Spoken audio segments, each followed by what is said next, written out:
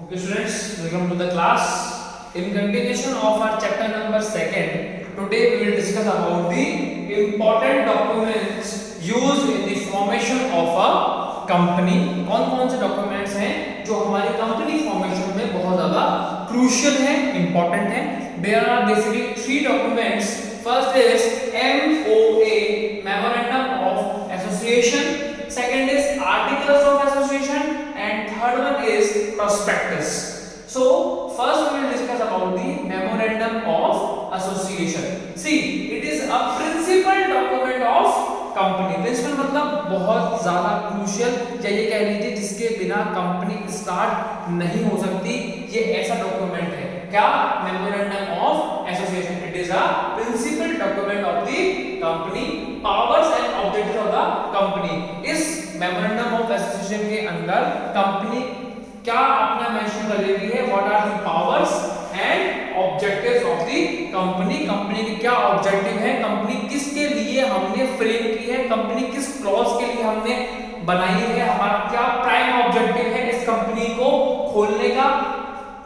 ये सब हम किसमें मेंशन करते हैं, मेमोरेंडम ऑफ एसोसिएशन में. And third is scope of operation of the company.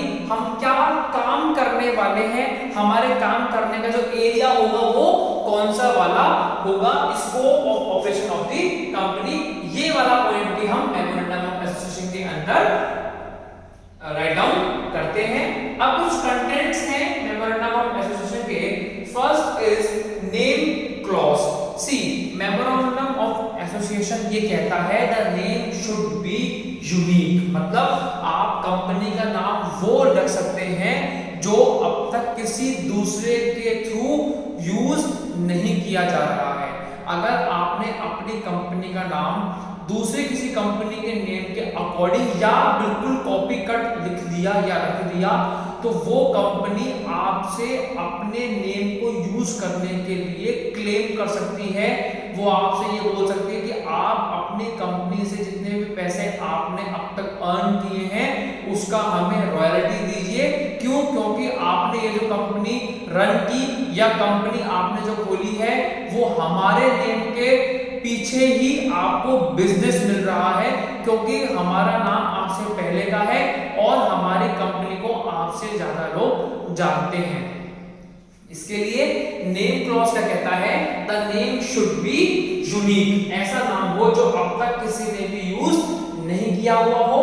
और दूसरी बात ये भी है कि जो नाम है उसके अंदर कोऑपरेटिव वर्ड नहीं आना चाहिए, क्योंकि जो आपकी कंपनी है वो कोऑपरेटिव कंपनी नहीं है.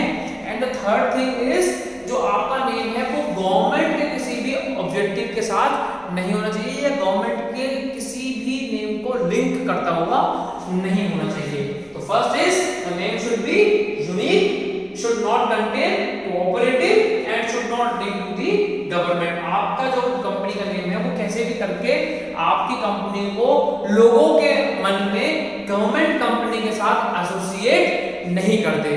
जैसे कि जो अगर आप किसी इंस्टीट्यूट को देखिए, NIT, national institute of technology. अब ये NIT नाम कौन रख सकता है, ये गवर्नमेंट रख सकती है. जैसे कि IIT, Indian institute of technology, ये नाम कौन रख सकता है, ये सिर्फ गवर्नमेंट रख सकती है. आप अपने इंस्टीट्यूट का नाम ऐसे नहीं रख सकते. क्यों? क्योंकि अगर आपने अपने इंस्टीट्यूट का नाम ऐसा रख दिया तो ये किसको लिंक कर देगा कि ये सब गवर्नमेंट इंस्टीट्यूट है, तो आप ऐसा नहीं कर सकते. दूसरा, सिचुएशन या डोमिसाइल क्लॉज. ये आपको मेमोरेंडम ऑफ एसोसिएशन में बताना होगा कि आपकी कंपनी का रजिस्टर्ड ऑफिस किस स्टेट में है. क्यों? क्योंकि जो कंपनी रजिस्टर्ड होती है वो थ्रू स्टेट रजिस्टर्ड होती है. नेशनल लेवल पे कोई ऐसी एसोसिएशन नहीं है जो आपकी कंपनी को डायरेक्ट रजिस्टर कर देगी. नहीं, आपको जो आपकी कंपनी है वो स्टेट, पर्टिकुलर स्टेट के रजिस्ट्रार ऑफिस में रजिस्टर करवानी होगी. That is why the domicile clause is very important. State where the registered office of the company is to be situated. आपकी कंपनी का रजिस्टर्ड ऑफिस किस particular state में situate होने वाला है, that is to be disclosed in memorandum of association.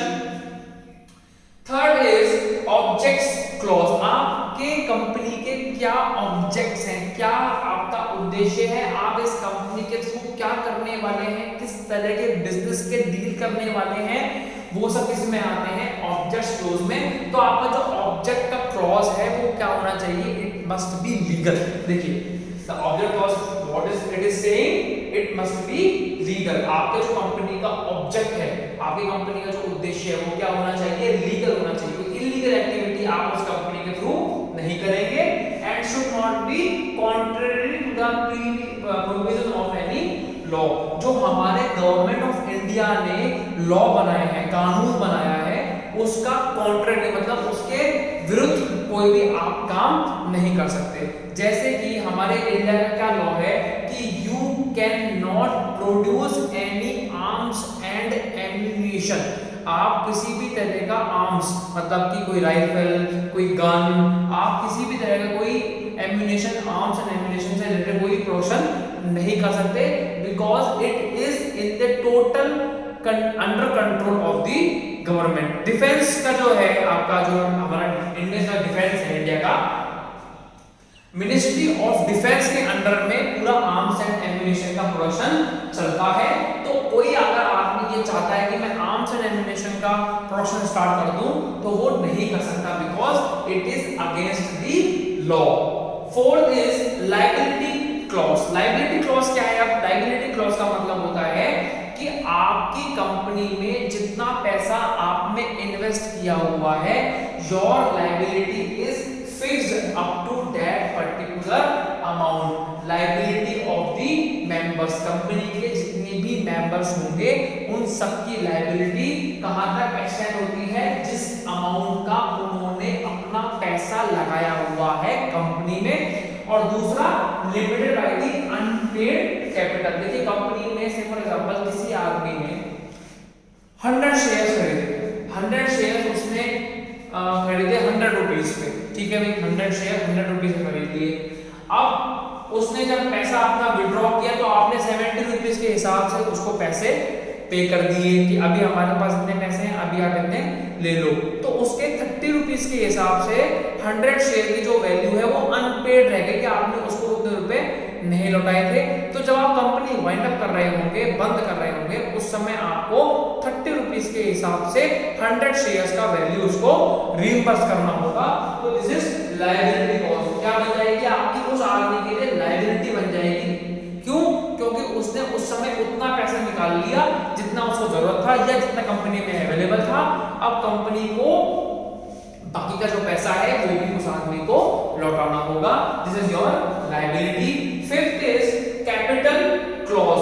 कितने capital के साथ आपकी कंपनी स्टार्ट होने जा रही है, ये भी आपको मेमोरेंडम ऑफ एसोसिएशन में मेंशन करना होगा कि हमारी कंपनी जब स्टार्ट होगी तो उसके लिए जो हमने कैपिटल फिक्स किया है दैट इज रुपीज से फॉर एग्जांपल 10 करोड़। तो ये क्या है? आपका कैपिटल क्लॉज है कि amount with which company is to be registered, कि हमारी जो कंपनी है वो कितने अमाउंट, कितने कैपिटल अमाउंट के साथ रजिस्टर्ड होने जा रही है, that is to be mentioned in the memorandum of association.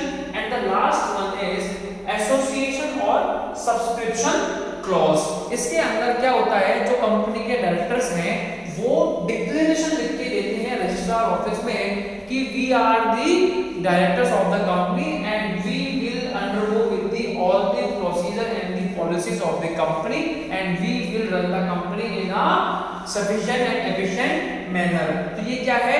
Company का सब्सक्रिप्शन क्लॉज है, जो डायरेक्टर्स एक डिक्लेरेशन लिख करके जो किसको देते हैं, रजिस्ट्रार ऑफिस में रजिस्ट्रार को देते हैं। So this is the first point of documents which are very important in formation of the company, and the first we have discussed it is memorandum of association. It is a very crucial document which is used in the formation of the company.